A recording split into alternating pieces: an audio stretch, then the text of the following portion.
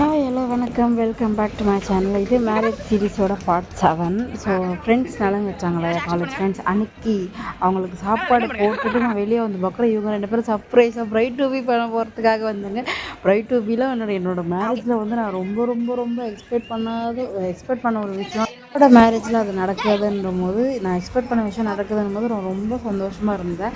So என்னை இப்போ பழைய வீட்டுன்னு புது வீட்டுக்கு கூட்டின்னு போய் தான் இந்த டெக்கரேஷன்லாம் பண்ணாங்க. ஸோ நாங்கள் சர்ப்ரைஸ் என்ட்ரிலாம் வந்து நாங்கள் பிளான் பண்ணோம். அது வந்து சொதப்பலாயிடுச்சு.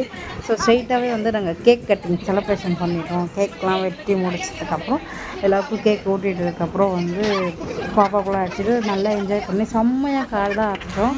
ஸ்கூல் ஃப்ரெண்ட்ஸ், காலேஜ் ஃப்ரெண்ட்ஸ் வேறைட்டி பக்கம் நாங்கள் நல்லாவே வந்து கதை அடிச்சுட்டு செம்மையாக பேசிகிட்டு இருந்தோம். அதுக்கப்புறம் வந்து photo shoot bride to be பண்ணி ஃபோட்டோ ஷூட் எடுக்கலாம் எப்படி. ஸோ நிறைய நிறைய நிறைய நிறைய மெமரிஸ் ஆகிற அளவுக்கு நாங்கள் ஃபோட்டோ ஷூட்ஸ் பயங்கரமாக பண்ணோம்.